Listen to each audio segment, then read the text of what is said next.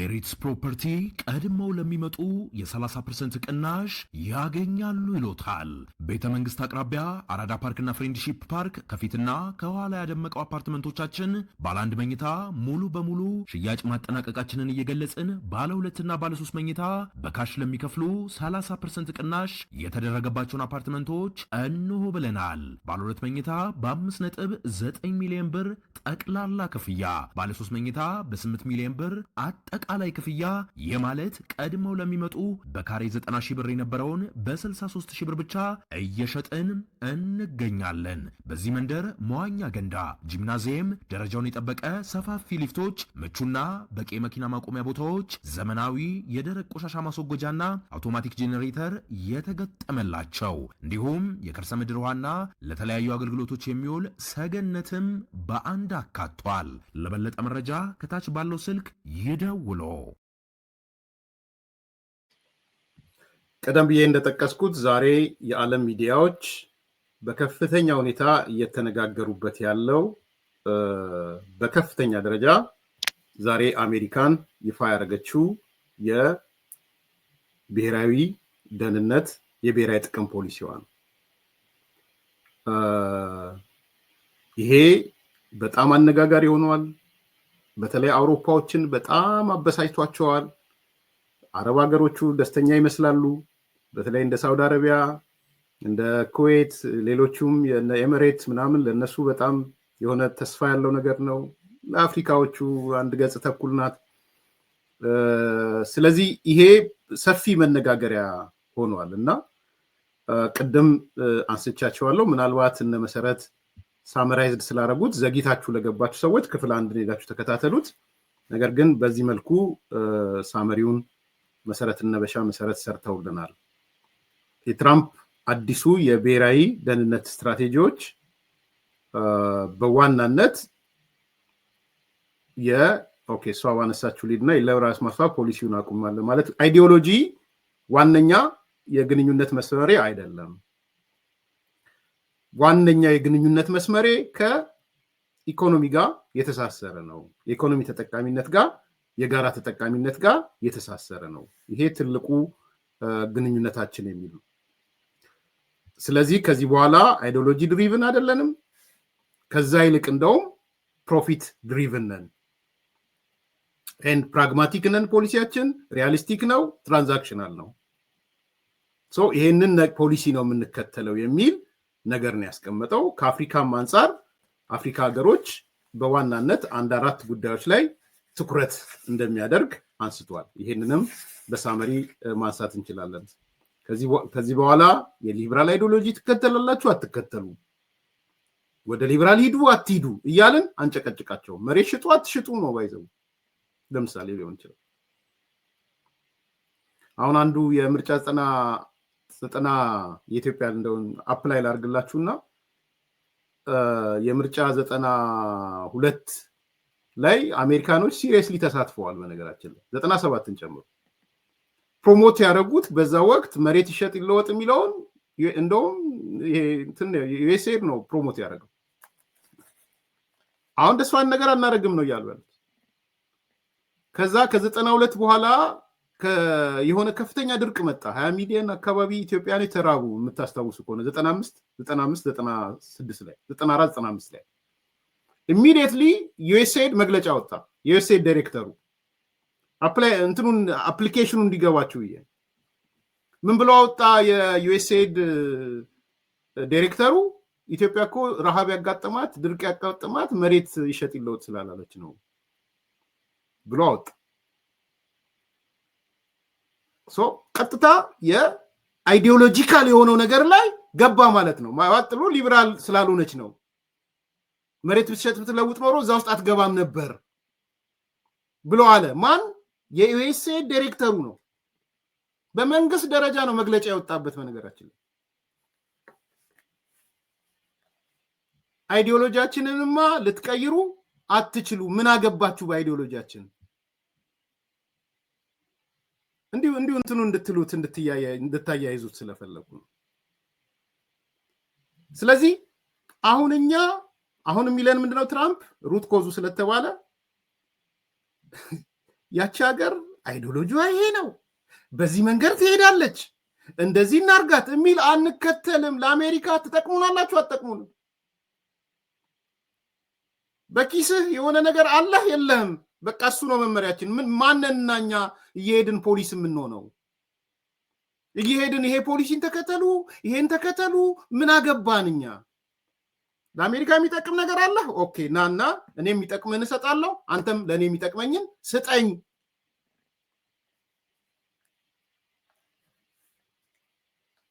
እሱ ነው። ሁለተኛ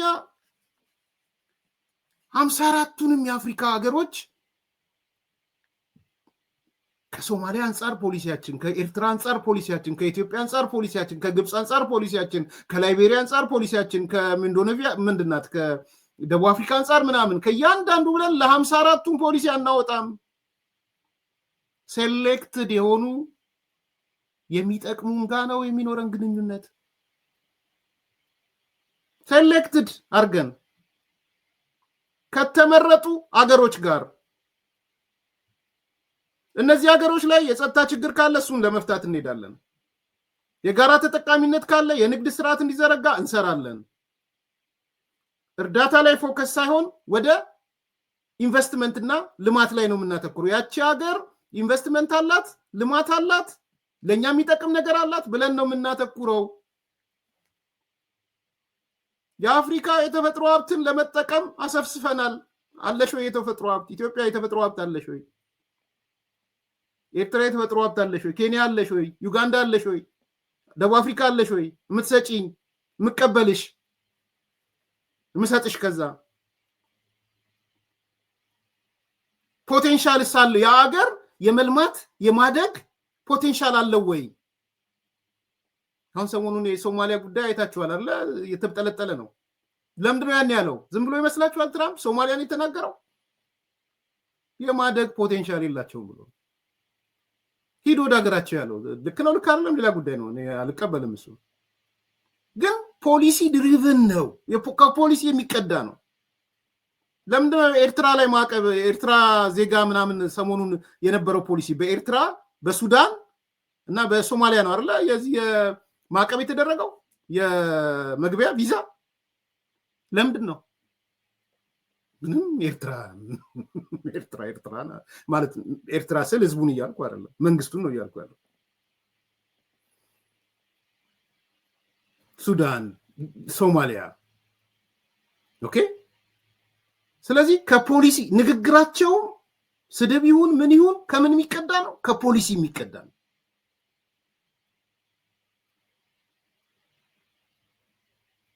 ይሄንን ነው እንድትረዱት የምፈልገው ማለት ነው። ስለዚህ የአፍሪካ የተፈጥሮ ሀብትን እንጠቀማለን አንጠቀምም?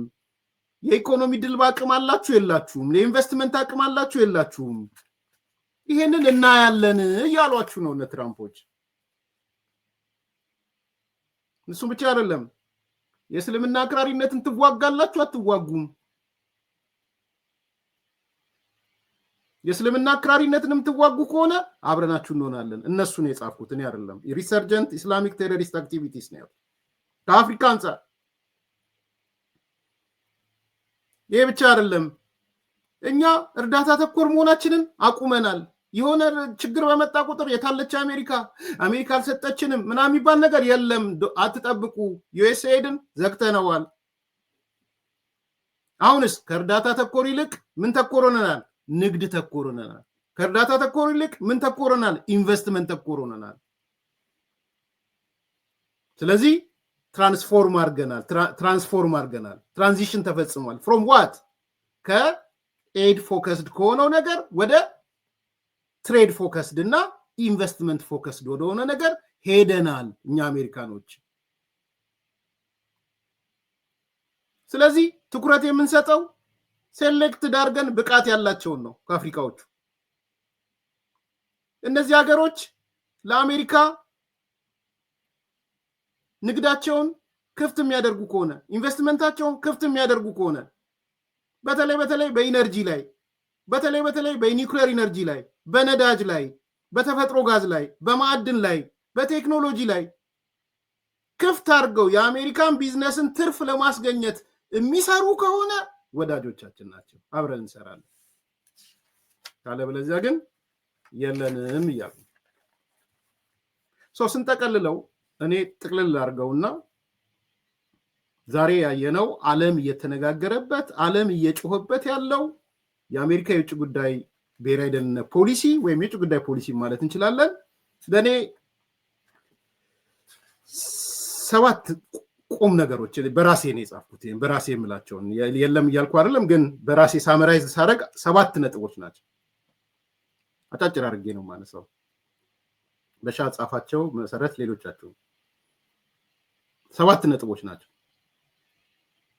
አንደኛ አሜሪካ እያለች ያለችው ከዚህ በኋላ አሜሪካ ፈርስት ነኝ እያለች ያለችው ቅድሚያ ለአሜሪካ ነው።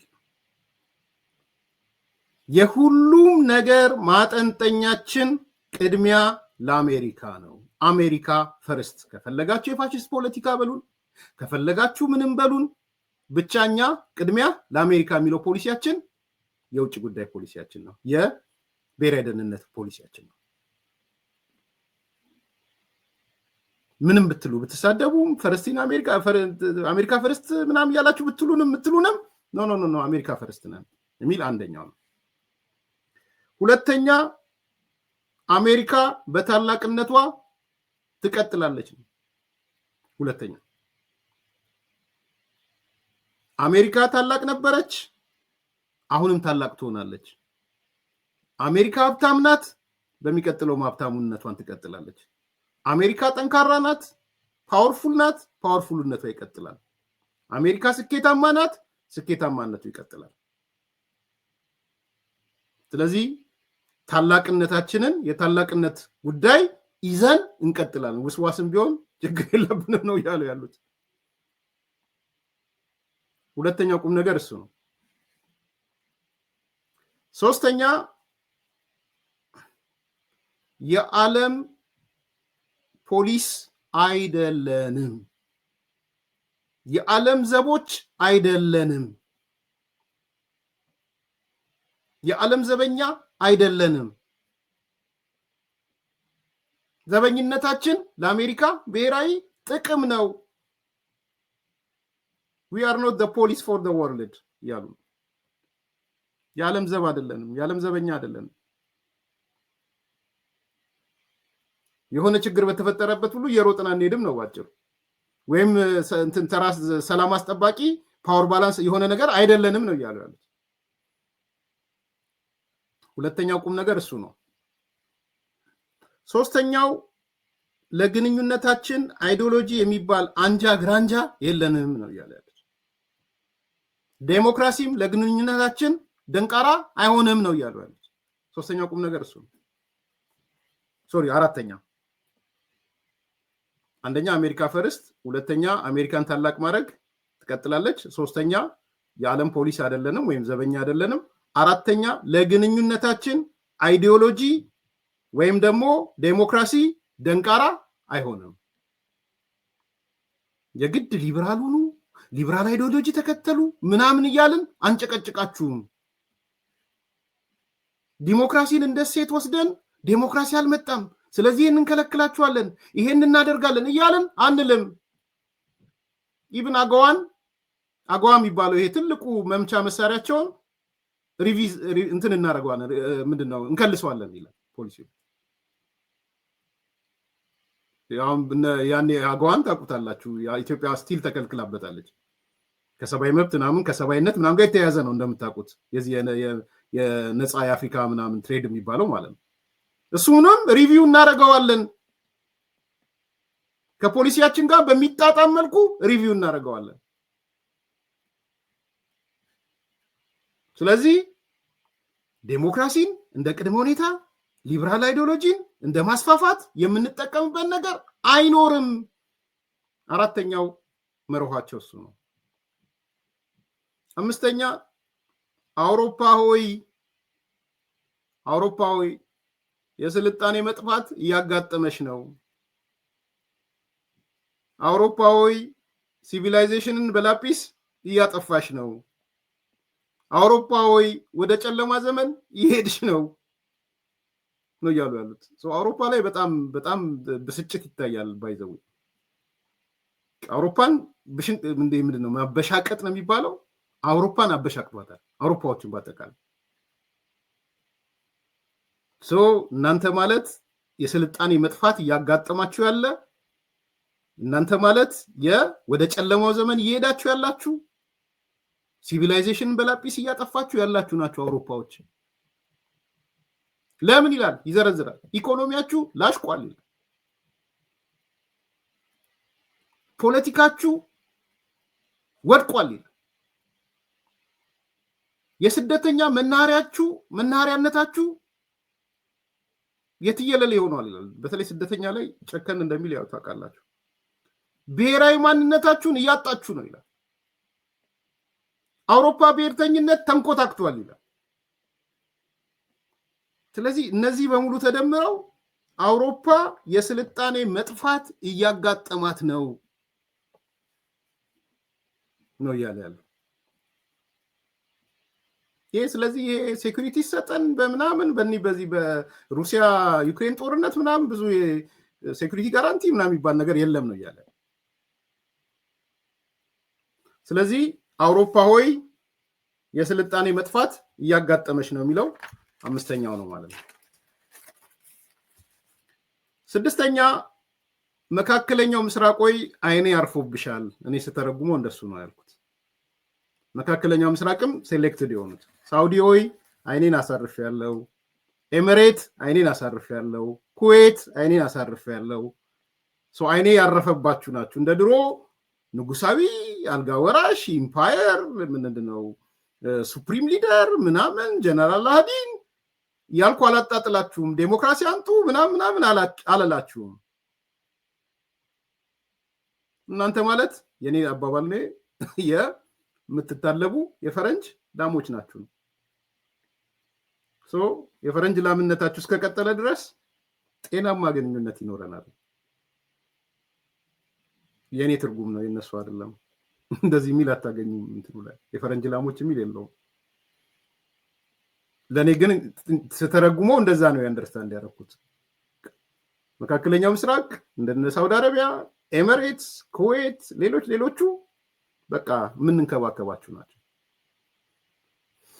ስለዚህ ንጉሳዊ አገዛዛችሁ ይቀየር፣ ጸረ ዴሞክራሲ ነው፣ ከሌን አሰራችሁ፣ ከሌን ገደላችሁ፣ ጋዜጠኛ በጭካኔ ገደላችሁ ምናምን የሚባል ነገር እሱ ተውት፣ እሱ ይኖራል። እሱ እንደዛ አይደለም። እና አላዲንም ከነ ሱፕሪም ሊደርነት ና ንጉሱም ና የአልጋ ወራሹም ና አሜሪካ ቀይ ምንጣፍ አንጥፋ ትቀበላለች። ይሄ ነው እንግዲህ እየሆነ ያለው። 6ኛው እሱ ነው። 7ኛ አፍሪካ ናት። አፍሪካ ስል ኢትዮጵያ ማለች እዚህ ውስጥ ማለት ነው። ለእኔ የገባኝ ትርጉም አፍሪካ ሆይ የምትሰጭኝ አለሽ፣ እንግዲያውስ ወዳጄ ነሽ። የምትሰጭኝ የለሽም፣ አፈር ደቼ ብይ። ይሄ ነው በአፍሪካ።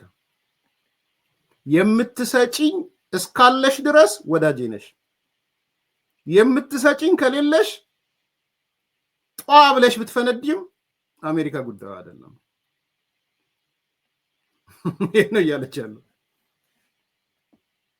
ከዚህ በኋላ እርዳታ የሚባል እርዳታ የብለን የለም ማለት የለም። እርዳታ የምትሰጪው መኖሩን አረጋግጪ መጀመሪያ። እሱ ካለ እመጣለሁ፣ አብረን እንሆናለን። እሱ ከሌለ ግን ከሌለሽ የለሽም፣ ያንቺ ነገር በቃ። አንድ ዘፈን አለ አይደል? ከሌለሽ የለም፣ ከሌለ የለም፣ ያንተ ነገር በቃ። የማዘፈን ነው። ከሌለ የለም ያንተ ነገር በቃ የሚል ኤፍሬም ነው። ኤፍሬም መሰለኝ አይደል? ኤፍሬም በጣም ወደው ድምጻዊ፣ ይቅርታ ከተሳሳትኩ፣ ኤፍሬም መሰለኝ። ካለህ አለህ፣ ከሌለህ የለም በቃ። እኔ አሜሪካ እንደዚህ ሆኛለሁ እያለ ኤፍሬም ጥላሁን ከሁለት አንዱ ሰዱት። ከሌለ የለም ያንተ ነገር በቃ ነው። ጥላሁን ነው። ኦኬ። ስለዚህ አፍሪካ ሆይ የተፈጥሮ ሀብት አለሽ? አዎ ካለች እንግዲያውስ አብሬሻለሁ። አፍሪካ ሆይ የማደግ የመልማት እድል አለሽ? አዎ ካለች እንግዲያውስ አብሬሻለሁ። አፍሪካ ሆይ እርዳታን ብቻ ነው የምትፈልጊው? ጠሽም ቧበይ ጠሽ ወይ ምንድነው ጠሽ ምናምን የሚባል ድሮ ቀረ። በእርዳታ መገናኘት ድሮ ቀረ።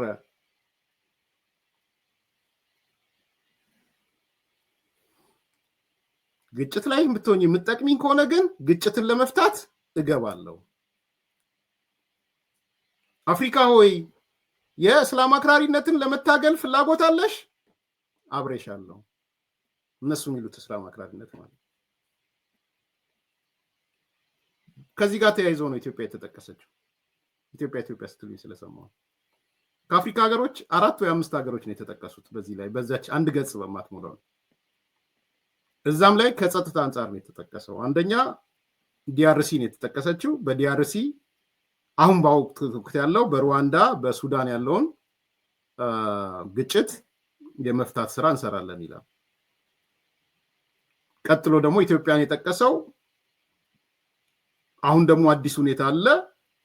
በኢትዮጵያና በኤርትራ መካከል ጦርነት ሊነሳ ይችላል፣ እሱንም ጦርነቱ እንዳይነሳ አደርጋለሁ ይላል። ከኢትዮጵያ አንጻር አንዱ ስፔሲፊክ ሆኖ የተገለጸው እሱ ነው። በቃ የተጠቀሱት ሀገሮችም እነዚህ ናቸው። ኢትዮጵያ፣ ሱዳን፣ ሶማሊያ የጸጥታ ችግር አለ፣ እሱን እፈታለሁ። ያው ይሄ ሽብርተኝነቱ ምኑም ስላለ ማለት ነው። ስለዚህ የአዲስ ሁኔታ የተባለው ከኢትዮጵያ አንጻር የኢትዮጵያና ኤርትራ ሶማሊያ ጦርነት ሊነሳ ይችላል፣ እሱን ጦርነት እቀርፈዋለሁ ነው የሚለው። ነባሩን ሱዳን እንቀርፋለን ይላል። ዲአርሲ እና ሩዋንዳ እንፈታለን ይላል። አይ ቲንክ ሰሞኑን የሩዋንዳ ምናምን በሚዲያ የተከታተላችሁ ስለሆነ ማለት ነው። እነዚህ እንግዲህ ዋና ዋና እኔ የያዝኳቸው እንትኖች ናቸው። 7 ነጥቦች አሁን ያነሳዋቸው ናቸው ማለት ነው። ለእኔ ሳመሪ ስጨምቀው በዚህ ደረጃ ነው የምጨምቀው። አሜሪካ ፈርስት አንደኛ፣ አሜሪካን ታላቅ ማድረግ ሁለተኛ፣ የዓለም ፖሊስ አይደለንም ከዚህ በኋላ የዓለም ዘብ አይደለንም ሶስተኛ፣ ከዚህ በኋላ አይዲዮሎጂን እንደ መርህ አንከተልም፣ ዴሞክራሲን እንደ እሴት ወስደን የግንኙነታችን ቅድመ ሁኔታ አድርገን አናስቀምጥም አራተኛ፣ አውሮፓ ሆይ የስልጣኔ መጥፋት እያጋጠመሽ ነው፣ ጉድሽ ፈልቷል፣ ኢኮኖሚሽ ላሽቋል፣ ፖለቲካሽ ወድቋል፣ ስደተኛ መናኸሪያ ሆነሻል፣ የብሔራዊ ማንነትሽን አጥተሻል፣ አውሮፓ የብሔርተኝነት መፍጠር አልቻልሽም፣ ስለዚህ ደንቃራ ሆነሻል አውሮፓ እያለ ነው። አምስተኛ ነው። ስድስተኛ መካከለኛው ምስራቅ አይኔ ያርፎብሻል ነው፣ ያው የፈረንጅ ላም ሆነሽልኝ እየመጣሽ ነው። አፍሪካ ሆይ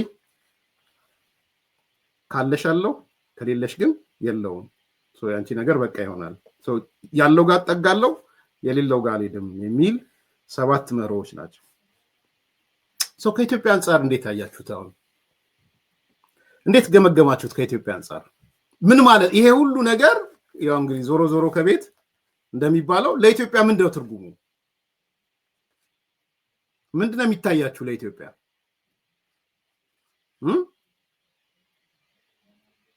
ምንድነው የሚታያችሁ? ፖዚቲቭ ነው? አዎንታዊ ነው? እንግዲህ የፖሊሲ ሜከሮቹ የውጭ ጉዳይ ላይ ያሉ ትንታኔ የሚሰጡ ምን የሚሰጡ በራሳቸው ይተንትኑት። እኛ የዚህ የአጭር ሰዓት የፖለቲካ ምልከታ ነው የምናደርገው። ስለዚህ ለኢትዮጵያ ምንድን ነው ትርጉሙ? አዎንታዊ ሆኖ አያችሁት? አሉታዊ ሆኖ አያችሁት? ምን ተሰማችሁ? ከኢትዮጵያ አንጻር እስቲ ማየት ፈልጋለሁ። የተወሰነ ሀሳብ እንድትሰጡበት ፈልጋለሁ። እዚህ አደጋ ነው ለኢትዮጵያ? መልካም ነው ለኢትዮጵያ?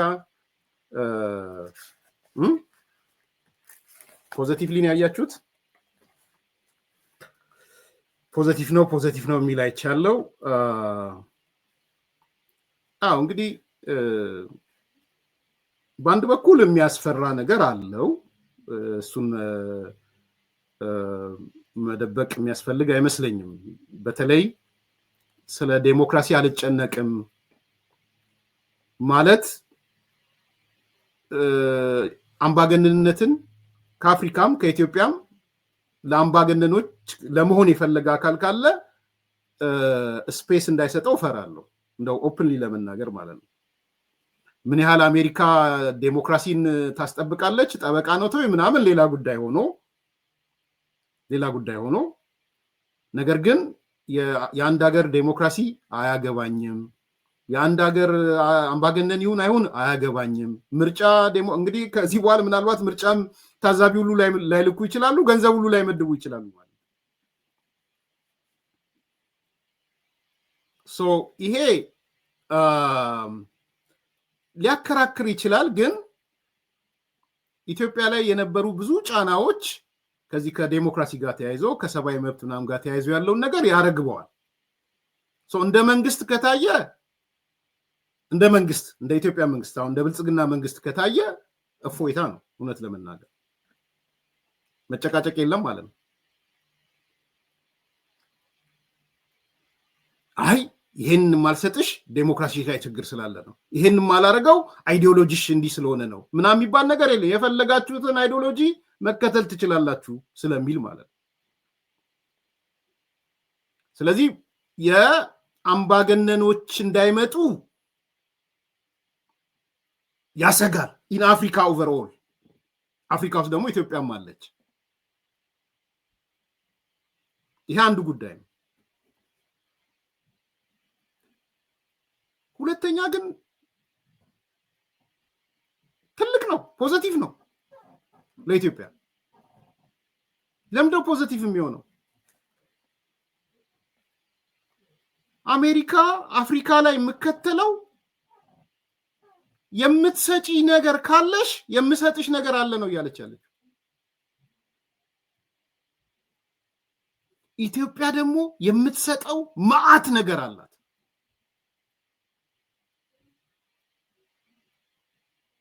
ዝም ብሎ አይደለም ትራምፕ አሜሪካኖቹ ሮጠው መጥተው የ10 ቢሊዮን ዶላሩን የኢትዮጵያ አየር መንገድ እንቅስቃሴ እንደግፋለን የሱ ፓርት እንሆናለን ያሉት ዝም ብለው አይደለም።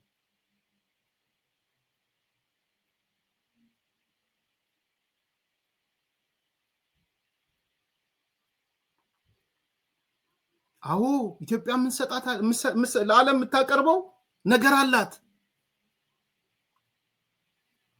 ኢትዮጵያ ለዓለም ገበያ የምታቀርበው 130 ሚሊዮን ህዝብ አላት። እኔ ህዝብ ከህዝብ እያወዳደርኩ አይደለም። ኤርትራ 5 ሚሊዮን እንደዛ እንዳትታስቡ። ግን ከአፍሪካ ውስጥ በቁጥር 2 የህዝብ ብዛት ይዛ ድል ባቅም ፖቴንሻል ይዛ ያለችው ኢትዮጵያ ናት።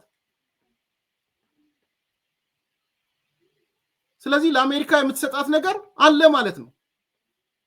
መስጠት ማለት መቀበልም ስላለው ነው። መስጠት ሲባል እንኪ እየተባለ የሚሰጥ አይደለም። የምትሰጪው ካለ ምሰጥሻለ ነው። የአሜሪካ ጊቭ ኤንድ ቴክ ነው ብያቸዋለሁ። ትራንዛክሽናል ነው ብለናል። ስለዚህ የኢትዮጵያ አየር መንገድ የምትሰጠው ነው። ኢትዮጵያ ቦይንግ እያያችሁ ነው።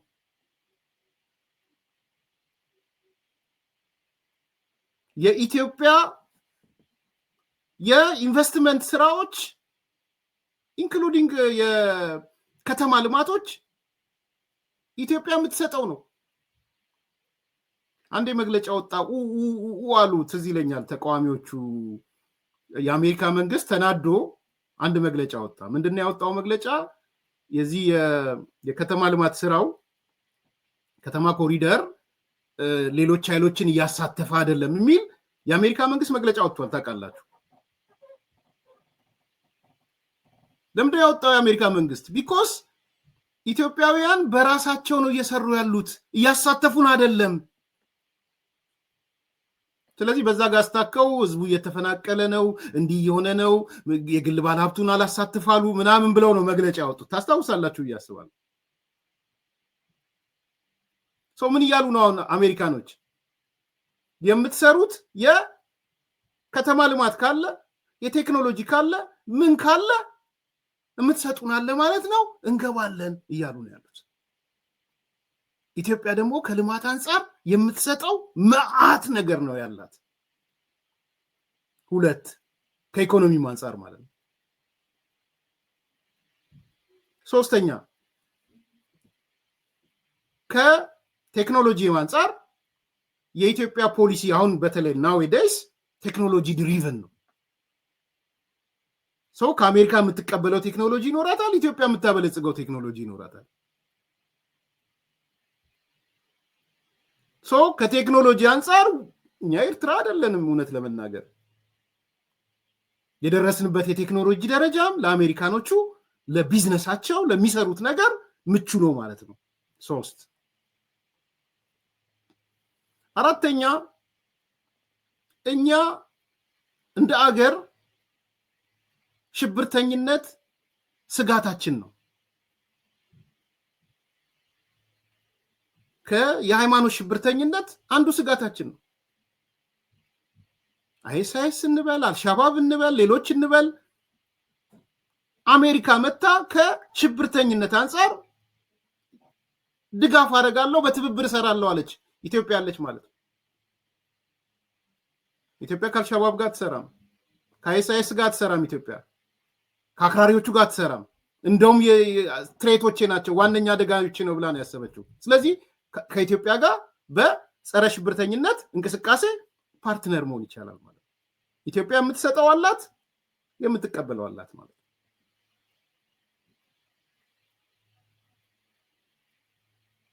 ስለዚህ ለኢትዮጵያ የኔ ግምገማ መልካም እድል ነው እንጂ ያየሁት እንደ መንግስት ደግሞ ሲታይ ቅድም እንዳልኩት አምባገነንነት እንዳይመጣ ያሰጋኛል ብያለሁ። ግን አሜሪካ አምባገነንነት ወታደር ናት አይደለም ወይ? እሱን ለጊዜው ልተወው ብዬ ነው።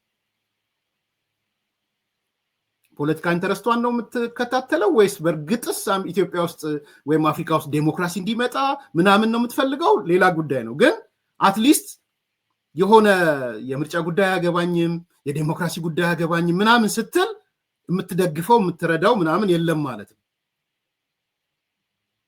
እሱ ያሳስበኛል። ከዛ ውጪ ግን ይሄ ለኢትዮጵያ በጣም በጣም በጣም ቅቤ ጠጣ አሪፍ ነገር ነው የተሰጠ። ቅቤ ጠጣ ዱላ ነው ለኢትዮጵያ የተሰጣት።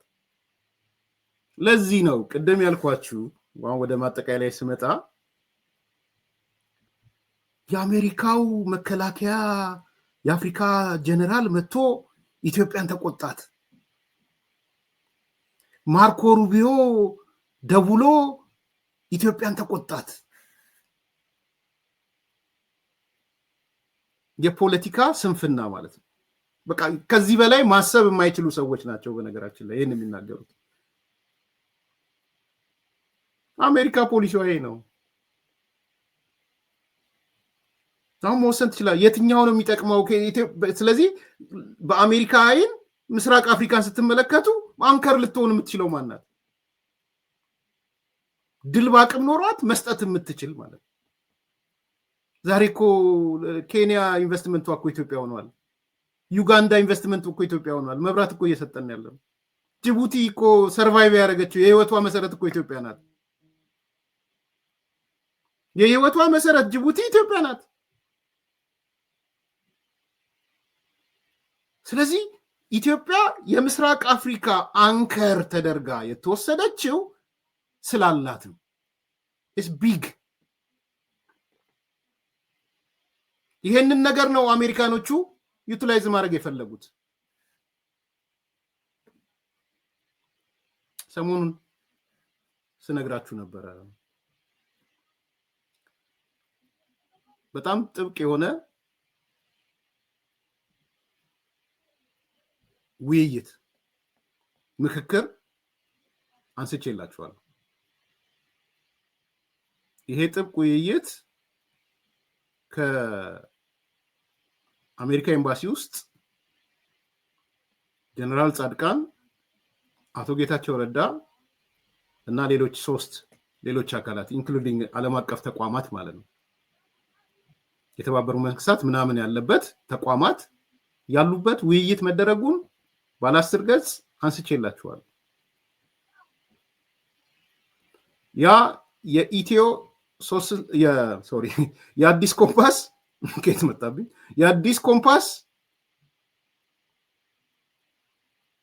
ብቸኛ መረጃ ነው። በነገራችን ኤክስክሉሲቭ ነው የሚሉት፣ ኤክስክሉሲቭ ዶክመንት ነው።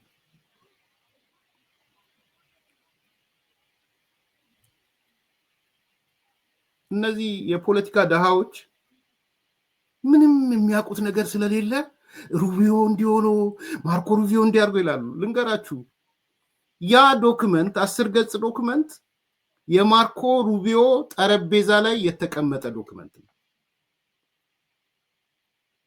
ማርኮ ሩቢዮ እና ጠቅላይ ሚኒስትሩ የተነጋገሩት በዛ ዶክመንት ላይ።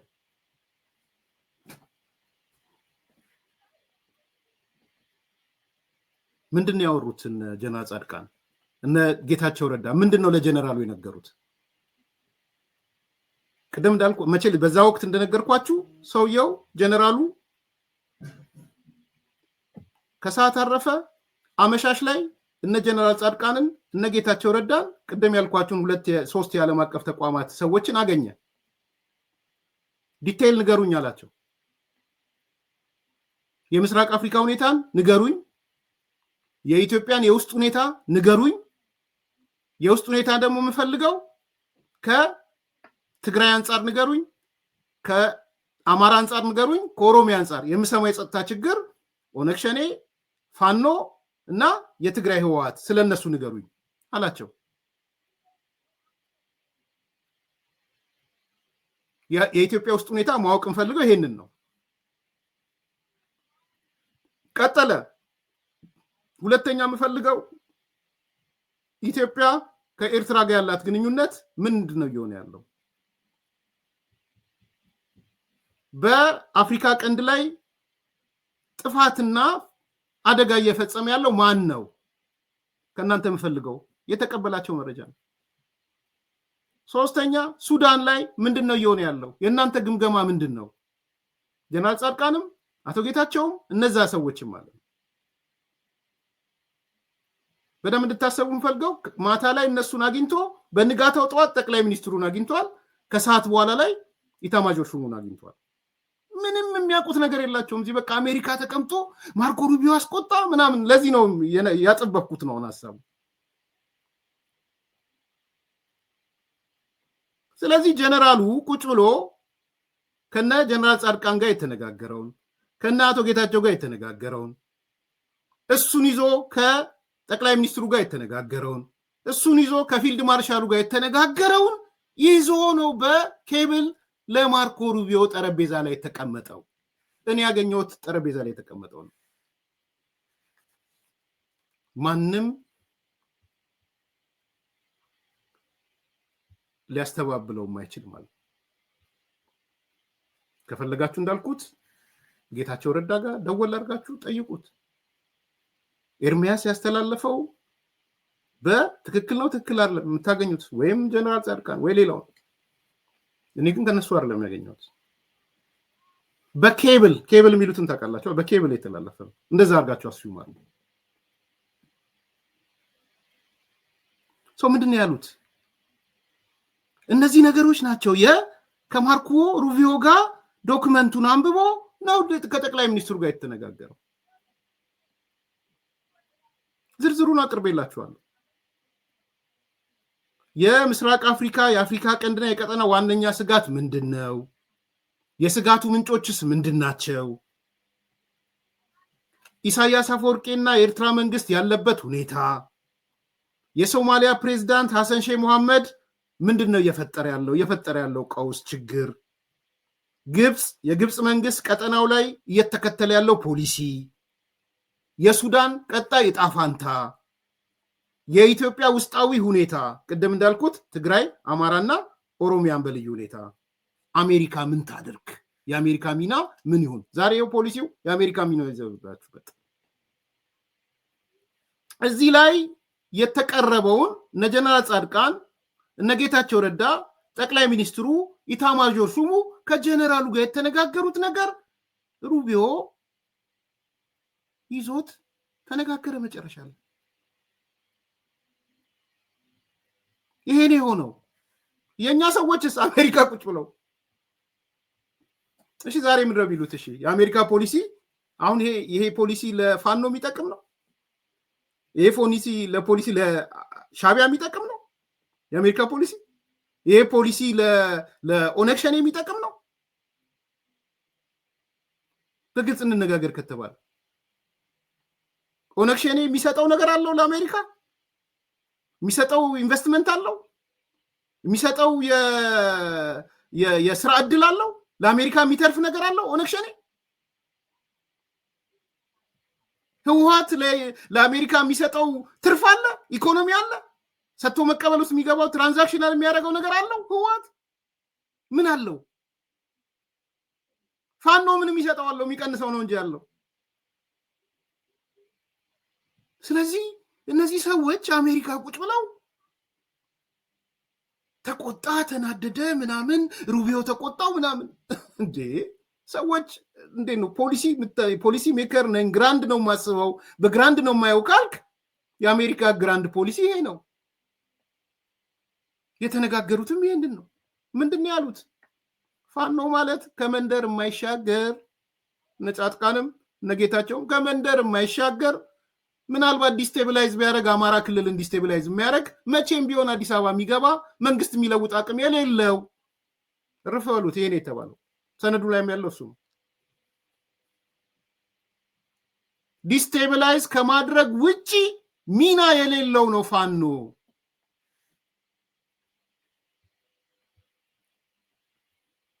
በዛም አላቆሙም። እነ ጻድቃን እነ ጌታቸው ረዳ ጨመሩለት። በአሁን ሰዓት ፋኖ መሳሪያም ከሆነ የኢሳያስ አፈወርቄና የግብፅ መሳሪያ ነው የሚሆነው። ከዛ ያለፈ ተግባር የለውም።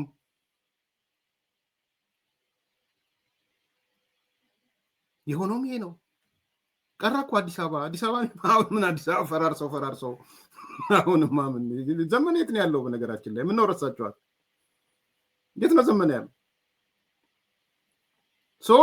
ትልቁ ነጥብ የፋኖ ሚና ከክልሉን ከመረበሽ ዲስቴብላይዝ ከማድረግ ያለፈ ሚና የለውም። ይሄን የተናገሯቸው ኦነግ ሸኔ ፖለቲካሊም ሚሊቴሪሊም ተበላሽቷል፣ ተዳክሟል። የለም ይረብሻል፣ ኢንስትሩመንት ይሆናል፣ ለአሸባሪ ኃይሎች መሳሪያ ይሆናል። ከዛ አልፎ ግን ፖለቲካሊ የተዳከመ ሚሊቴሪ የተዳከመ ነው ኦነግ ሸኔ። ምንድነው የምታወሩት ነው? ይሄ ሩቢዮ ጠረጴዛ ላይ የተቀመጠ ነው። ህወሓት ኤክስፓየር ዴት ያደረገ ደስ የምትል ቃል ረሳኋት። አሁን ሼልፍ ላይ የተቀመጠ የሼልፍ ላይ አንዳንዴ ስቶሮቹ ስታዩ ኤክስፓየር ዴት ታዩ የለ ሼልፍ ላይ የተቀመጠ ምግብ ምናምን ልገዙ ስትሄዱ ሼልፍ ላይ እነዚህ ትንንሽ ስቶሮች በተለይ ቀን ያስቀምጡና ለሁለት ቀን ለአንድ ቀን ይሆን ኤክስፓየር ዴት ሲሆን ያወጡታል። ህወሓት ኤክስፓየር ዴቱ ያለፈ ሆኗል። ኢዝ ኦልሬዲ ኤክስፓየርድ። ሼልፍ ላይ የተቀመጠ ጊዜው ያለፈበት እቃ ሆኗል። ሼልፍ ላይፍ ነው ያለው። ኮንሴፕቹዋሊ ስላልያስኳት ነው ርዕሷን። ቴንክ ዩ ሳሚ። ይሄን ነው እያሉ ያሉት። ስለዚህ ይሄ ሼልፍ ላይ ያለ አካል ምንድነው የሚጠቅመው? ኢሬሌቫንት የሆነ ምንድነው ለአሜሪካ የሚሰጣት? ምን ይሰጣታል? እንደ ድሮ ዴሞክራሲ፣ ሰብአዊ መብት ምናምን የሚባል የላትም። ልክ ነው ልክ አይደለም ሌላ ጉዳይ ሆኖ ሩቢዮ ጠረጴዛ ላይ የቀረበው ኢሬሌቫንት ሆኗል፣ አውትዴትድ ሆኗል፣ አቧራ አራጋፊ ሆኗል። አቧራ እየተራገፈበት ነው ህወሓት። ስለዚህ ይሄ አቧራ እየተራገፈበት ያለ ኤክስፓየር ዴቱ ያለፈ መዋቅር እነ ጀነራል ጻድቃንም እንዳነሱት እነ ጌታቸው ረዳ እንዳነሱት ለአሜሪካ ምንድነው የሚጠቅማት? ከፖሊሲው አንጻር ምንድነው ጥቅሙ? የሩቢዮ ጠረጴዛ ላይ የተቀመጠው ሰነድ ይሄ ነው። ስለዚህ ከህወሓትም አንጻር፣ ከፋኖም አንጻር፣ ከሻቢያም አንጻር፣ ከኦነግ ሸኔም አንጻር ጥቅም የሌላቸው ዲስቴብላይዝ አድራጊዎች ናቸው። ይህ አንደኛው ጉዳይ ነው። ሁለተኛ ግብፅ ነው። ግብፅ ላይ የምትጠቀመው የግብጽ ፖሊሲ ምን ይባላል? ሎ ኢንቨስትመንት ፖሊሲ ይባላል። ወይም ደግሞ ብዙ የምታወጣበት ፖሊሲ አይደለም ግብጽ። ይሄ ፖሊሲ ምንድነው ነው የሚሉት እነሱ? ሎ ኮስት ነው የሚሉት ብለነዋል ይላል። ምንድነው ሎ ኮስት? ኢሳያስ አፈወርቂን መጠቀም ነው። ቀጠናውን ቀንዱን እንዲያተራምስ በትንሽ ወጪ ኢሳያስ አፈወርቂን ትጠቀማለች ነው ያለው። ፍጆታ ቆጣቢ ኢሳያስ ፍጆታ ቆጣቢ ነው። ስለዚህ የግብጽ ፖሊሲ ፍጆታ ቆጣቢ ፖሊሲ ነው። በጣም ነው የማመሰግነው። በፍጆታ ቆጣቢ ፖሊሲ ውስጥ ያለው ነገር ምንድነው? ትልቁ ፍጆታ የሚቆጥበው ኢሳያስ አፈወርቂ ነው። ኢሳያስ አፈወርቂን እየተጠቀመች ነው። የግብጽ አካሄድ ይሄ ነው። ሶስተኛ ሱዳን ያነሱት። ሱዳንም ቢሆን በዋናነት ግብጽ እያደረገችው ያለችው ስራ ሱዳንን ለሁለት ሊሰነጥቃት ይችላል። እንደውም ፓወር ባላንሱ የመጣው ስቴልሜቱ የመጣው ዩኤኢ ባረገችው ነገር ነው። እሱም ቢሆን አደጋ አለው። ሱዳን የምትሄድበት መንገድ ግን አሸናፊ ከሆነ ግብጽ ለሁለት ትሰነጠቃለች። ይሄ ማርኮ ሩቢዮ የአሜሪካው የውጭ ጉዳይ መስሪያ ቤት ዳይሬክተር ጋይ ጠረጴዛ ላይ የቀረበ ባለ 10 ገጽ ዶክመንት ነው።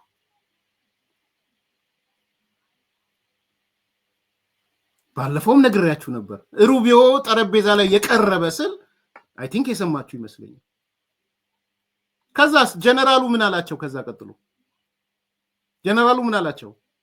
የጠቅላይ ሚኒስትሩንም ወስዶ የኢታማዦሩንም ወስዶ የነጻድቃንንም የነጌታቸውንም የሌሎቹንም ወስዶ ሲጠቀልል 1 2 3 ቁም ነገሮች አስቀመጠ።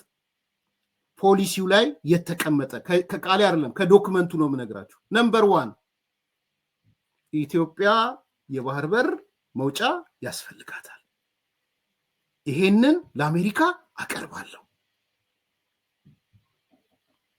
ይሄን የባህር በር ግን በሰላማዊ መንገድ ብቻ ኢትዮጵያ እንድታገኝ አሜሪካ ትደግፋለች።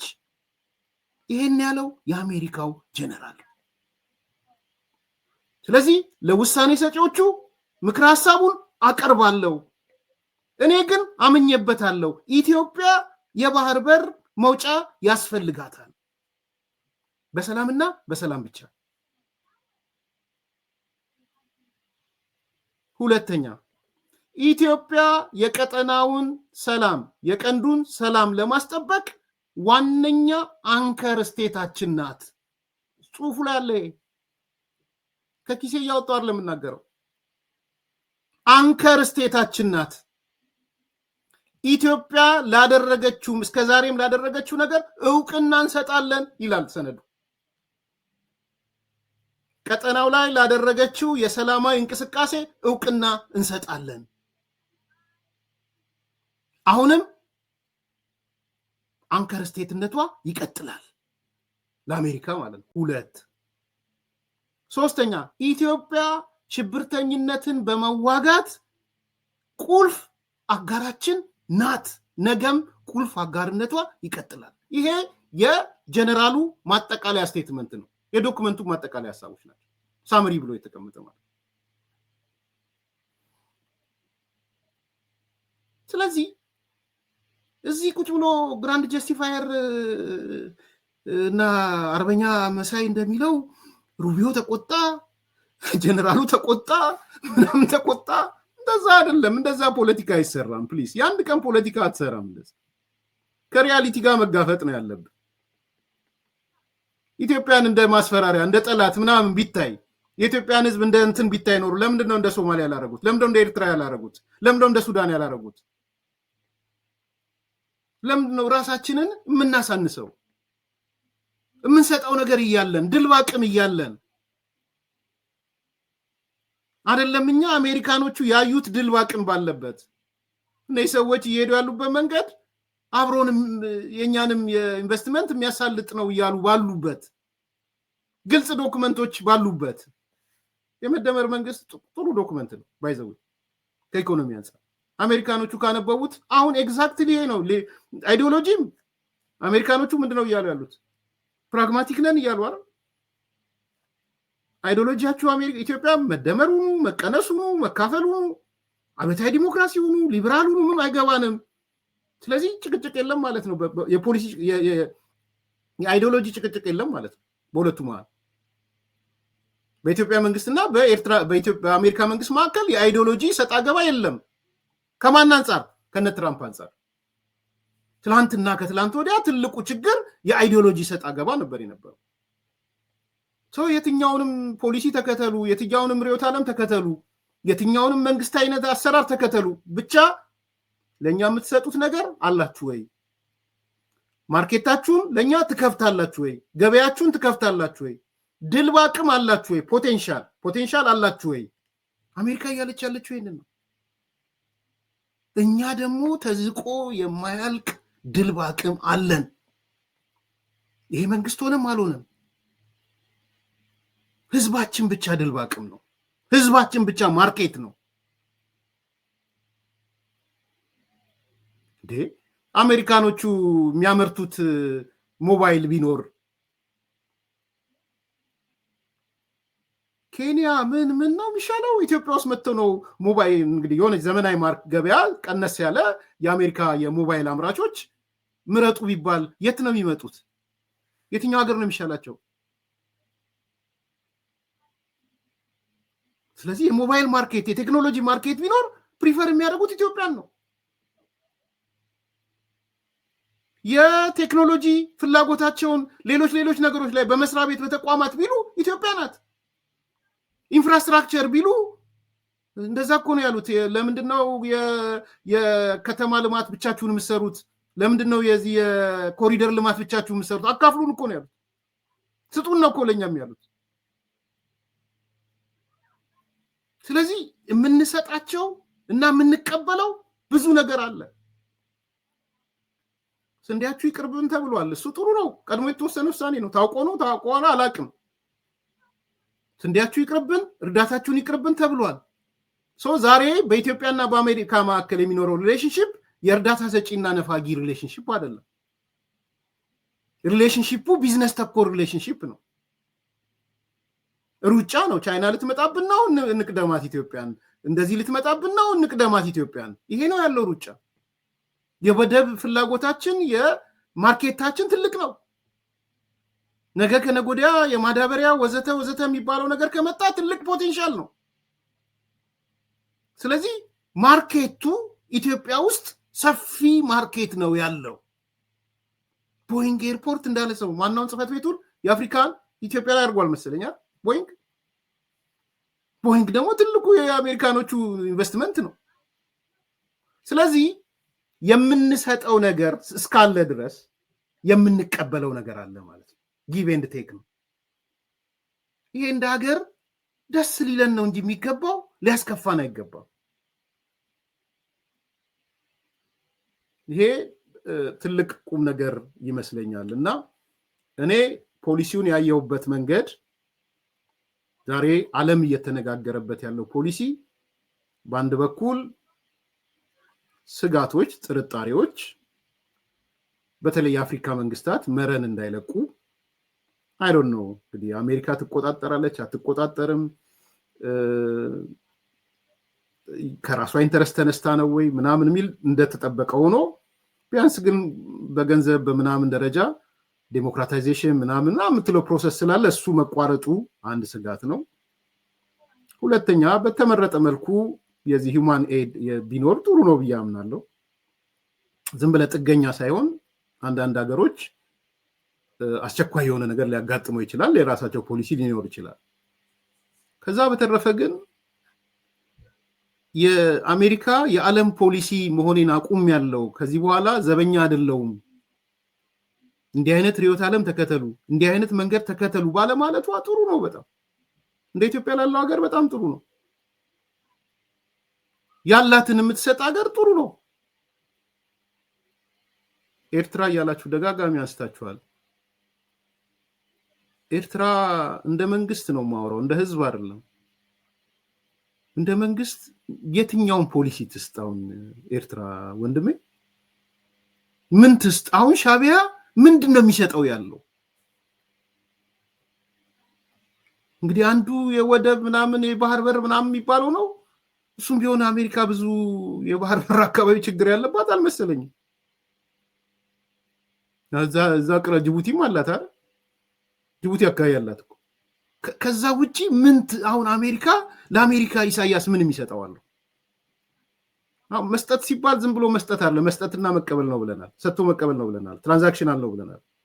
ምን ይስጥ? አሁን የኤርትራ መንግስት ምን ይስጥ? አስመራን ይስጥ? የአስመራን የልማት እንቅስቃሴ ይስጥ? የአስመራን ኢንቨስትመንት ይስጥ? ኤርትራ ውስጥ እየተሰራ ያለውን መንገድ፣ ትራንስፖርት ምናምን ይስጥ? የሞባይል ሰርቪስ ይስጥ? የባንኮች የአሜሪካ ባንኮች አክቲቭ እንዲሆኑ የባንክ አገልግሎት ይስጥ? ኢሳያስ ምን የሚሰጠው? አሁን እስቲ እንዲህ ብላችሁ አዎ ኢሳያስ ወይም የኤርትራ መንግስት የሚሰጠው ይሄ ያለው እኔ ኢትዮጵያ እንደረደርኩኝ ባንክ ላይ መግባት ይችላሉ። ቴሌው ላይ መግባት ይችላሉ። ትልቅ ነው የቴሌ ኢንቨስትመንት። የጨርቃ ጨርቅ ላይ መግባት ይችላሉ። ቴክኖሎጂ ላይ መግባት ይችላሉ። አየር መንገድ ላይ መግባት ይችላሉ። ኢንሹራንስ ላይ መግባት ይችላሉ። ግብርና ላይ መግባት ይችላሉ። ማዕድን ላይ መግባት ይችላሉ። ምን የማይገቡበት አሜሪካኖቹ በዚህ ደረጃ ራሳቸውን ሼፕ ካረጉ ምን የማይገቡበት ቦታ አለ? ኢትዮጵያ ውስጥ የከተማ ልማት ላይ መግባት ይችላሉ። ቱሪዝም ላይ መግባት ይችላሉ። ለአሜሪካ ምንሰጣት በርካታ ነገሮች አሉን። እኛም የምንቀበለው በርካታ ነገሮች አሉ። ኢሳያስ ምን ሰጥቶ ምን ይቀበላል? ተው እንጂ አንዳንዴማ ፌር ነው። ምን ሽብርተኝነት ይሰጣል? የስ አልሻባብን እንደሚደግፍ ይታወቃል። የአልሻባብ ሰዎች ሮጠው መናኸሪያ የሆኑት ኤርትራ ነው።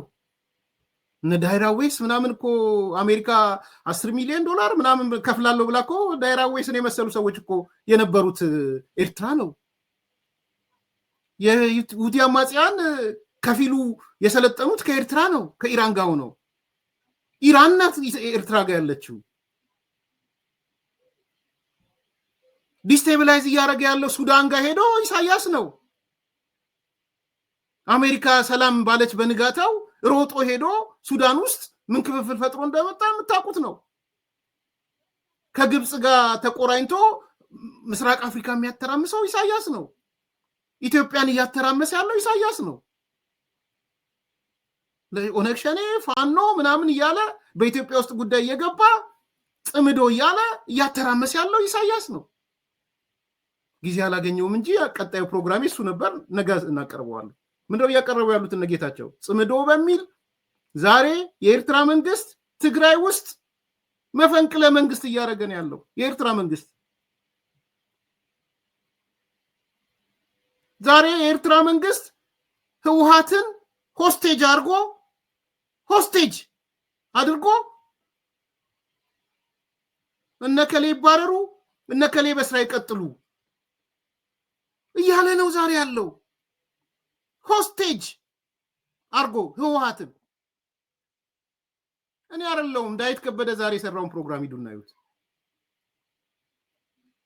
ጥርስ የነከሰባቸው ሻቢያ ጥርስ የነከሰ እንዴት ነው ትግራይ ውስጥ መጥቶ ጥርስ የሚነክሰው?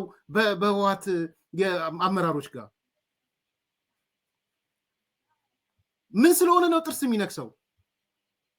ሻቢያ ነው ዲስቴብላይዝ እያደረገ ያለው ኢትዮጵያ ውስጥ።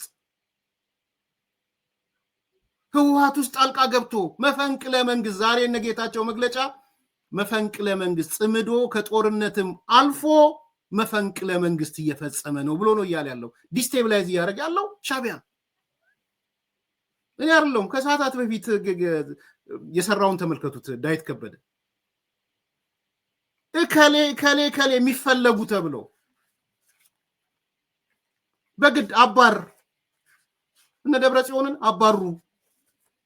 እነ ፈትለወርቅን አባሩ፣ ዓለም ገብረዋህድን አባሩት፣ የቱሪዝምና ባህልና ቱሪዝምን አባሩት። ይህን እኮ ነው እየሰማን ያለ ነው። ከራሱ ሀገር አልፎ ትግራይ ውስጥ ኤርትራናይዜሽን ኦፍ ትግራይ እየተፈጠረ ነው። ዶክመንቱን ጽሁፉን ሳውጣላችሁ በደንብ አንደርስታንድ ታደርጋላችሁ። 13 ፖይንቶች አሉኝ እኔ እንዴት ትግራይ ወደ ኤርትራ እየተቀየረ ኤርትራናይዜሽን እንዴት እየሄደ እንደሆነ አሁን አልነግራችሁ። 13 ኪ ፖይንቶች አሉ። ይሄን ነው እያደረገ ያለው የሻዕቢያ የአሸባሪዎች መናኸሪያ ነው። አልፎ ሄዶ ኢትዮጵያ ውስጥ ገብቶ እከሌ አመራር ይቀጥል፣ እከሌ አይቀጥል፣ ታደሰ ወረደ ይውረድ፣ እከሌ ይቀጥል። መፈንቅለ መንግስት ነው እያደረገ ያለው።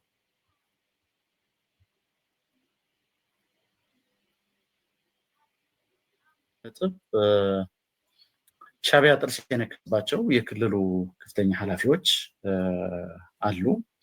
እነዚህ ሻዕቢያ ቂም ቋጥሮባቸዋል የተባሉ ኃላፊዎች ምንድን ነው የሚለውን ነገር ደግሞ ወደ እናንተ እናቀርባለን። እንግዲህ እነዚህ ኃላፊዎች 4 ናቸው። አንደኛው አቶ ኢሳያስ ታደሰ ይባላሉ። አቶ ኢሳያስ ታደሰ በምክትል ፕሬዚደንት ማዕረግ የካቢኔ ጉዳዮች የሚመለከታቸው ናቸው። ሌላ አቶ ዓለም ገብረዋህድ፣ እሳቸውን በምክትል ፕሬዚደንት ማዕረግ የዚህ የወረዳ የዞን እና የከተሞች የማስተባበሪያ ክላስተር እሱን የሚያስተባብሩ ናቸው። ከዛ በተጨማሪ የክልሉ የትራንስፖርት ቢሮ ኃላፊ አቶ ታደለ መንግስቱ ናቸው። አቶ ታደለ መንግስቱ የታጋይ ነበሩ። በነገራችን ላይ ጉዳት ደርሶባቸዋል። አሁን በዚህ በ2 ዓመት ጦርነት ታጋይ ነበሩ። እግራቸው ላይ መቁሰል አደጋ የደረሰባቸው ናቸው። ስለዚህ ከዛ በተጨማሪ 4ኛው ደግሞ የክልሉ ባህልና ቱሪዝም ቢሮ ኃላፊ የሆኑት ዶክተር አጽብሃ ገብረእግዚአብሔር ናቸው። እንግዲህ እነዚህ ኃላፊዎች ከዚህ ጽምዶን ከሚያቀነቅኑ ኃላፊዎች ጋር ትንሽ መጣጣም አልፈጠሩም በሚል እነዚህ ከኃላፊነታቸው መነሳት አለባቸው በሚል በኤርትራ መንግስት ባለስልጣናት ግፊት እነሱ ላይ ጫና እየተደረገ ነው። ስለዚህ እነዚህ ጥርስ ተነክሶባቸዋል። አቶ ኢሳያስ ታደሰና አቶ ዓለም ገብረዋህድ ያው የህወሓት ከፍተኛ አመራር አባላት ናቸው። አቶ ታደለ መንግስቱ በተቃዋሚ ኮታ የመጡ ናቸው። ዶክተር አጽብሃ ገብረእግዚአብሔር ደግሞ በጂኤስቲኤስ ተወክለው የመጡ ኃላፊ ናቸው ተመልካቾች። ስለዚህ እነዚህ ኃላፊዎች ጦርነት መነሳት የለበትም፣ ከፌዴራል መንግስት ጋር ያለውን ልዩነት በሰላምና በውይይት መፈታት አለበት፣ ችግሮች ቢኖሩ እንኳን አሁን ከሚደረገው ይሄ የስካር አይነት እንቅስቃሴ መውጣት አለብን የሚል እምነት ያላቸው ናቸው። ስለዚህ እነዚህ አካላት በተደጋጋሚ ያው እርምጃ እንዲወሰድባቸው ወይም ከኃላፊነታቸው እንዲነሱ ብዙ ዘመቻዎች እየተደረጉባቸው ነው። ወደ መጨረሻ ይሄ ነው እንግዲህ ዛሬ ዳዊት ከበደ ነው ባይዘዌ ይሄ መረጃውም ስላለኝ በ100% ልክ ነው። ዳዊት ምንም ያዛባው መረጃ የለም። ግን ትንሽ እንትን ያለው መጀመሪያ ያሉት ምናልባት ዳዊት መጥቀስ በደንብ ያልፈለገው ለምን እንደሆነ አላውቅም። ቅድሚያ ግን ፕሬዚዳንቱን ነው አስወግዶ ያላቸው። ሻዕቢያ የጽምዶ ጸር ነው፣ አይታመንም። አንድ እግሩ አዲስ አበባ፣ አንድ እግሩ መቀሌን ያለው፣ አንድ እግሩ እግራችን እንዳንተክል ካረጉን ሰዎች አንዱ ጀነራል ታደሰ ወረደ ነው የሚል ነው። እሳቸው ደህና ናቸው፣ 2 ቢሮ ነው ያላቸው፣ ስለዚህ አንዱ ቢሮ ነው ያሉት፣ ተደብቀው አይደለም ምናምን የሚል ዳዊት ያነሳቸው ነገሮች አሉ። ይሁን ከሆነ ደስ ይለኛል፣ እኔ ምንም ችግር የለብኝም። ግን እንደዛ አይደለም፣ እውነታው እሱ አይደለም። እውነታው ሻዕቢያ እነዚህን 4 ሰዎች ብቻ አይደለም የያዘው። ሻዕቢያ በዋናነት መፈንቅለ መንግስት ነው። ርዕስም ከዚህ በፊት ራሱ ዳዊት መፈንቅለ መንግስት የሚል ነበር ሰርቶ የነበረው ካልተሳሳት፣ ከተሳሳትኩ አርማለሁ። መፈንቅለ መንግስት ካልተፈጸመ ጀነራል ታደሰ ወረደ መነሳት አለበት። ለጦርነት ብንጀምርም እንቅፋታችን እሱ ይሆናል። አንድ እግሩን አዲስ አበባ፣ አንድ እግሩን መቀሌ አድርጎ አላሰራን አለ። ወሳኝ ሰው አይደለም ምናምን ነው ያሉት። ስለዚህ ትልቁም ነገር ነው የሚመስለኝ፣ አሁንም ያለኝ መረጃም አይናቸውን የተከሉት ጀነራል ታደሰ ወረደ ነው። ያልተስማሙት ምንድነው? ማንን ፕሬዚዳንት እናድርግ የሚለው ነው ያልተስማሙት። በጀነራል ታደሰ ወረደ ፋንታ ሁለት ሰዎች ናቸው በአማራጭ የቀረቡት። አንደኛው ራሱ ደብረጽዮን ነው፣ ሁለተኛው የሱ ምክትል አማኑኤል አሰፋ ነው። ደብረጽዮን ከሆነ አደጋ ነው፣ ወደ ፍጹም ጦርነትም እንገባለን፣ ሌሎችን ሌላ ነው የሚሳልብን፣ ጠቅላይ ሚኒስትሩንም ብለው ማለት አይቀበለንም አይነት። ደብረጽዮን ደግሞ ደስተኛ አይደለም ከሱ በታች ያለው ሰውዬ አማኑኤል አሰፋ ፕሬዚዳንት እንዲሆን። ስለዚህ ያለው ጸብ ማንን ፕሬዚዳንት እናደርግ ነው እንጂ ሻዕቢያ ጽምዷችንም የሚቀጥለው ይሄንን ፕሬዚዳንት ስታነሱ ነው፣ የሚታመና ወላዋይ ነው ያሉት። እንደው ባንድ የረገጠ ሰው አይደለም። ስለዚህ አጉል ይዘን ወደ ጦርነትም ወደ ሌላ ነገርም ለመግባት ይከብደናል። ስለዚህ አቶ ኢሳያስ ታደሰ ብቻ አይደለም፣ አቶ አለም ገብረዋህድ ብቻ አይደለም፣ አቶ ታደሰ መንግስቱ ብቻ አይደለም፣ ዶክተር አጽብሃ ገብረ እግዚአብሔር ብቻ አይደለም። በዋናነት የነዚህ ሰዎች ክሊክ እና አስተባባሪ ጀነራል ታደሰ ወረደ ነው። አይ ቲንክ ፕሮፐርሊ ማስቀመጥ የሚጠቅም ይመስለኛል። ለነዳይትም ማለባበሱ በጣም አስቸጋሪ ነው። በእርግጥም የፕሬዚዳንቱ ድጋፍ እንዳለ ይሰማኛል። ዋታይ ፊል ይሄ ተከፍሎ ምናምን የሚባል እሱን ፎርጌት ኢት እሱን ብትረሳው ደስ ይለኛል። ብዙም ጠቃሚ ነገር ስላልሆነ እሱን መርሳት። ገና የሆነ ነገር የሀሳብ ልዩነት ስትመጣ ተከፈለው እንዲያለው ነው፣ እሱን ፎርጌት። ቢከፈልም እኔ ነግሬያለሁ። ቱ ቢ ኦነስት ስሜንም ባለፈው አንስቶ ስለነበረ ፕሬዚዳንቱ ቢከፍልም ምንም ችግር የለው። ፕሮቫይድድ ዛት ከኤርትራ በተለይ ከሻዕቢያ ጋር ያለው ነገር የጸና አቋም እስካለህ ድረስ ከኢትዮጵያ መንግስት ጋር አብረው መስራት አለባቸው የሚለው ነገር እስካለ ድረስ ፒአር ሆነ ብታገልግል ምን ችግር አለ? ምንም ችግር የለው። እኔ ለኢትዮጵያ ብሔራዊ ደህንነት የባህር በር ምናምን እንደዚህ የብሔራዊ ጥቅሞች ፒአር ነኝ። አልከፈሉኝም፣ ከከፈሉኝም እቀበላለሁ። አይ ሃቭ ኖ ፕሮብሌም ዊዝ ዛት። ሰውን ግን ሆኛለሁ ብዬ እናገራለሁ። ወይዘው ግልጽ እንድትሆን እስካሁን አያስፈልገኝም በግልጽ ልናገር። ስለዚህ የእነዚህ ሰዎች ትልቁ ትኩረት ጀነራሉን ይዘው እነዚህን ሰዎች ማጥመድ ነው። ጽምዶን እያበላሹብን ነው ብለው ያሉት እነሱ ናቸው። በተለይ ግን የአጽብሃ ገብረ እግዚአብሔር ላይና አለም ገብረዋህድ ላይ የመጨረሻ አምርረዋል። ያቺ ቪዲዮ ያቺ ዜና እስካሁን ጓ እንዳሉ ነው። ጓ ነበር አረ ቋንቋው። እስካሁን ያቺ የአክሱም ጽዮን ዜና ናላቸውን እንዳዞረኝ ሚዲያውንም ሊቆጣጠሩ የሮጡት እሱ ነው። አንሱ ነው ያሏቸው። ከመንግስት ከትግራይ ሚዲያም ላይ ከሌሎቹም ላይ አንሱ ነው ያሏቸው። አሁን ግን ኦልሬዲ ደን the damage is done እንደሚባል ይሄን ያሰራው ደግሞ ዶክተር አጽብሃ ነው ብሎ ያስባሉ። ቢኮዝ እሱ ጄስቴስ ነው፣ ይሄ ዓለም አቀፍ ምሁራን ያሉበት ነው። ሽግግር መንግስት ይቋቋም የታደሰ ወረደ መንግስት በቃ ይበቃዋል ያለው ነው ጄስቴስ። ስለዚህ ታደሰ መንግስቱንም ዶክተር አጽብሃንም እልህ ውስጥ መግባታቸው ትክክል ነው። አለም ገብረዋህድ ደግሞ ከህወሓት ጋር ባለው ጸብ ነው። ህወሓቶች ስለፈሩ ነው እንጂ ተሰብስበው ስራ አስፈጻሚ አለም ገብረዋህድም ማውረድ ፈልገዋል። ስለዚህ ያቺ ዜና በጣም ይሄ ነው ዜማውን ባይዘው። የትግራይ ባህልና ቱሪዝም ቢሮ ኃላፊ ዶክተር አጽብሃ ገብረ እግዚአብሔር በበኩላቸው ከበዓሉ አከባበር ጎን ለጎን በአክሱም ከተማ ከ5 ዓመታት በፊት በኤርትራ መንግስት ሰራዊት ኢሰብአዊ ጭፍጨፋ የተፈጸመባቸው ንጹሃን ወገኖች የምናስብበትና የፕሪቶሪያው የሰላም ስምምነት በአግባቡ ባለመፈጸሙ የህዝቡ ችግር እየተባበሰ ባለበት ሁኔታ የምናከብረው በዓል መሆኑ ልዩ አድርገዋል ሲሉም ገልጸዋል። እዚ ክብረ በዓል አለሻ መዋጽኦ ዘወደቀ ትግራይ በማርያም ጽጌ ደንገላት ገዳም በኤርትራ ሰራዊት የተጨፈጨፉ ንጹሃን ወገኖችን ለመዘከር የጸሎትና የጧፍ ማብራት መርሃ ግብር ተካሂዷል። ህዳር 21 2013 ዓ.ም የማርያም ደንገላት በዓልን ለማክበር የመጡ የእምነቱ ተከታዮችና ከ164 በላይ ሰላማውያን ንጹሃን ወገኖች በኤርትራ ሰራዊት ተገለዋል። በዛሬው ዕለትም 5ኛው ዓመት የያዘው የዘር ማጥፋት ጭፍጨፋ በወቅቱ የነበረውን ለመዘከር የአካባቢው ነዋሪዎች የጧፍ ማብራት፣ የጸሎትና ፍትሃት መርሃ ግብሮች በማካሄድ አስበውት ውለዋል። ጭፍጨፋውን ሲያስታውሱት የኤርትራ ሰራዊትን ጭካኔና ግፍ አሰቃቂ እንደነበርም ነው የሚገልጹት። ይሄ ነው እንግዲህ ይሄ ዜና አበሳይቷቸዋል በጣም የመጨረሻ ጨርቃቸውን ያስጣላቸው። ያው ይሄን ነገር ስለሰራንበት ይሄን የሰራው ግን ዶክተር አጽባ ገብረ እግዚአብሔር ጄስቴስ ነው። ግን ይሄ ስራ የተሰራው ጀነራል ታደሰ ወረደም አለበት፣ አለም ገብረዋድ አለበት። ኢሳያስ ታደሰ እና ታደለ መንግስቱን አላቃቸውም ቱ ቢ ሆነስት።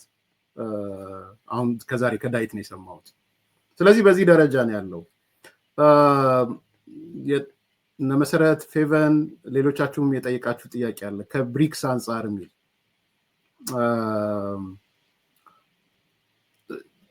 ቻሌንጅ ነው። ልክ ነው። እኔም ሼር አደርገዋለሁ። የብሪክስ እንደ አንድ ቻሌንጅ መታየት አለበት ብዬ አምናለሁ። ብሪክስ የፈጠረው ስጋት እነ ትራምፕንም አሜሪካኖችንም የፖሊሲ ለውጥ የሚያደርጉበት ሁኔታ እንደፈጠረ ያሳያል። ብሪክስ ግን እኔ እንደገባኝ የሆነ በብሪክስ ውስጥ ያሉ ሰዎች ወይም ሀገሮች ከአሜሪካ ጋር ደግሞ በተናጠል በሚያደርጉት ነገር ችግር ውስጥ የሚገቡ አይመስለኝም።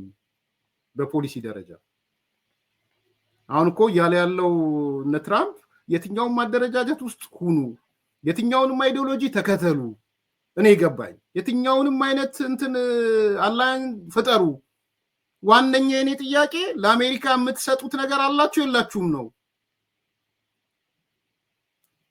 ስለዚህ ኢትዮጵያ የምትሰጠው ነገር እስካላት ድረስ ይሄ ብሪክስ የሚባለው አጥር በሱ አጥር ተከልክያለሁ እስካላለች ድረስ የምትሰጠው ነገር ነው ማተር የሚያደርገው።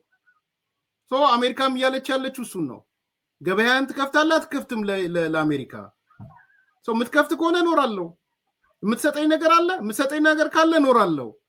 ዌዘር ዩ አር ኢን ብሪክስ ኦሮ ጋዋ ወይ ዋቴቨር ብቻ ይሁን ውስጥ ሁን፣ ማርኬት አለ ወይ? ለኔን ታሳትፈኛለህ ወይ? አሁን አንድ አስተያየት ሲሰጥ አይቻለሁ። ማሲንጋ ሮጦ መጥቶ የኢትዮጵያ አየር መንገድ ማርኬት ሼር ለአሜሪካ ነው መሰጠት ያለበት ብሎ ጓ ብሏል አይነት ነገር አይቻለሁ።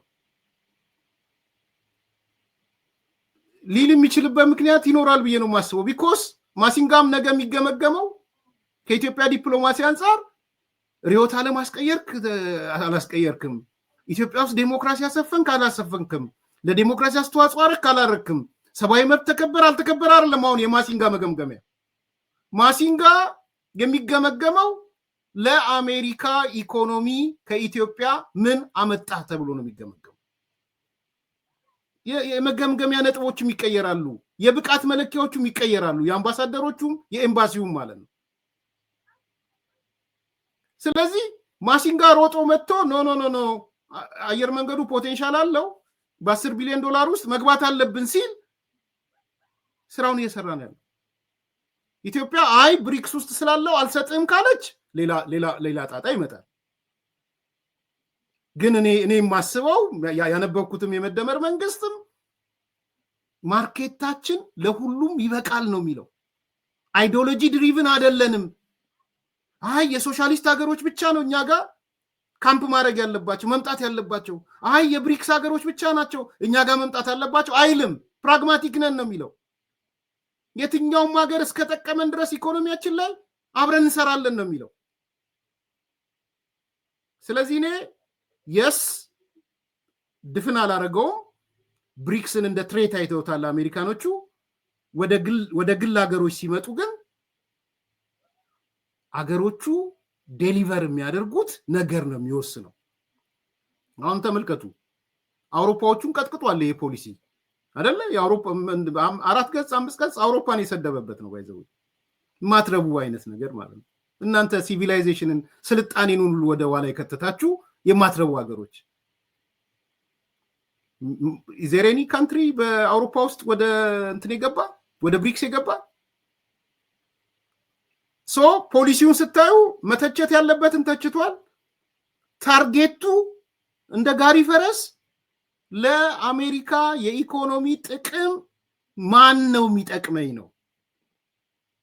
ስለዚህ ኢትዮጵያ አይ ቲንክ ፍሬምወርኩን አይታ እኔ እንደ አድቫይስ ፌቨንም ላነሳሽው መሰረትም ይሰሩበታል ብዬ አስባለሁ። ኢትዮጵያ አሴ ገቨርንመንት እንደ ውጭ ጉዳይ መስሪያ ቤት 3 ገጽም 4 ገጽም ፖሊሲውን አይተነዋል። በእነዚህ ጉዳዮች ላይ ከአሜሪካ መንግስት ጋር እንሰራለን። በኢኮኖሚ ጉዳይ በዚህ አብረን እንሰራለን።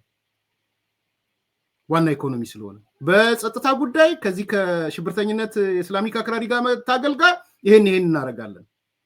የአሜሪካን ፖሊሲ ያየንበት ቅኝት ይሄን ይመስላል ብለው በ2 ገጽ በ3 ገጽ ዴሊቨር ቢያደርጉ ነገሮች ስሙዝ ይሆናሉ ማለት ነው። ስለዚህ ያን ደግሞ አያረጉም ብዬ አላስብም። እዚህ ያለው ኤምባሲም አሜሪካ ያለው ኤምባሲ የኢትዮጵያ ኤምባሲም ፖሊሲውን አይቶ ይሄ ፖሊሲ ከኢትዮጵያ አንጻር ብሎ በዚህ ጉዳይ ላይ ማብረን መስራት የምንችለው ነው ማለት አለበት ብዬ አምናለሁ። ስለዚህ እኔ እንደ ሜጀር ስጋት አላየሁትም። ከኢትዮጵያ አንጻር ኮንትሪቢዩሽናችንም ብዙ ስላልሆነ የቻይና ያህል ትሬት አይደለንም፣ የብራዚል ያህል ትሬት አይደለንም፣ የሩሲያ ያህል ትሬት አይደለም። ቅድም ብዙ ሚዲያ አይቼ ነው የመጣሁት ባይዘዌ ከ10 ምናምን ሚዲያ በላይ እነዚህ የአራት ደቂቃ ቃለመጠይቆችና ዜናዎች ማለት ነው። አንዱ ያየሁት የፎክስ ኒውስ ላይ ነው እና ፎክስ ነው ዩኤስ እንትን ላይ ሳይ ከፖሊሲው አንጻር የህዝብ አስተያየት እየተቀበሉ አይቻሉ። የአሜሪካኖችን የህዝብ አስተያየት ማለት ነው። አንዱ ያየሁት ሚዲያውን ስለዘነጋሁት ነው አለኝ ማስታወሻ ላይ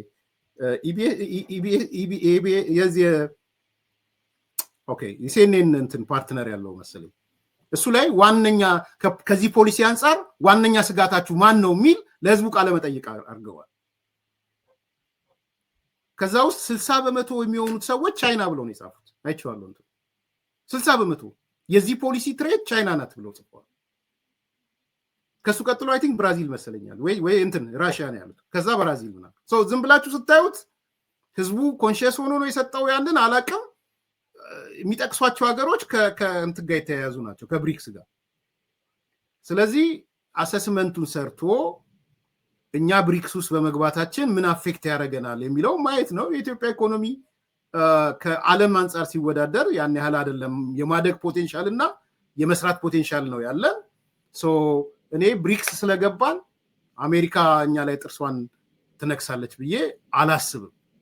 ቅድም ግን እንዳነሳሁት ኢንቨስትመንቶቹን ክፍት አድርጎ ይሄው አሜሪካ በእነዚህ ኢንቨስትመንቶች መሳተፍ ትችላለች ብሎ ማቅረብ ይቻላል ብዬ ነው የማምነው። ገበያውንም ክፍት ማድረግ ይጠቅማል ብዬ ነው የማስበው። እንደውም የተከለከልነው አጎዋ ነው የሚባለው አይደለ? እሱን ራሱ አሁን ሪሼፕ ሊያደርጉት ይችላሉ። እንቀይረዋለን ስላሉ ኢትዮጵያ ከቀረጥ ነፃ የሆኑ ምርቶቿን የምታመጣበት እድልም ሊመጣ ይችላል ማለት ነው። ስለዚህ እኔ አይ ቴክ ኢት አስ ፖዚቲቭ እንደ ትሬቱ እንደተጠበቀው ነው። ግን የውጭ ጉዳይ መስሪያ ቤቱ እና ኤምባሲዎቹ ፕሮን ኤንድ ኮን ጠቃሚ ደካማ ጎን ብለው ቢሰሩ ጥሩ ይመስለኛል። ላይክ አድርጉ፣ ሰብስክራይብ አድርጉ፣ ሼር አድርጉ። አንዱን ፕሮግራም ነገ እንመለስበታለን። መልካም ቀን። ሜሪትስ ፕሮፐርቲ ቀድመው ለሚመጡ የ30% ቅናሽ ያገኛሉ ይሎታል። ቤተ መንግስት አቅራቢያ አራዳ ፓርክና ፍሬንድሺፕ ፓርክ ከፊትና ከኋላ ያደመቀው አፓርትመንቶቻችን ባለ 1 መኝታ ሙሉ በሙሉ ሽያጭ ማጠናቀቃችንን እየገለጽን ባለ 2 እና ባለ 3 መኝታ በካሽ ለሚከፍሉ 30% ቅናሽ የተደረገባቸውን አፓርትመንቶች እንሆ ብለናል። ባለ 2 መኝታ በ5.9 ሚሊዮን ብር ጠቅላላ ክፍያ፣ ባለ 3 መኝታ በ8 ሚሊዮን ብር አጠቃላይ ክፍያ የማለት ቀድመው ለሚመጡ በካሬ 90 ሺህ ብር የነበረውን በ63 ሺህ ብር ብቻ እየሸጥን እንገኛለን። በዚህ መንደር መዋኛ ገንዳ፣ ጂምናዚየም፣ ደረጃውን የጠበቀ ሰፋፊ ሊፍቶች፣ ምቹና በቂ መኪና ማቆሚያ ቦታዎች፣ ዘመናዊ የደረቅ ቆሻሻ ማስወገጃና አውቶማቲክ ጄኔሬተር የተገጠመላቸው እንዲሁም የከርሰ ምድር ውሃና ለተለያዩ አገልግሎቶች የሚውል ሰገነትም በአንድ አካቷል። ለበለጠ መረጃ ከታች ባለው ስልክ ይደውሉ።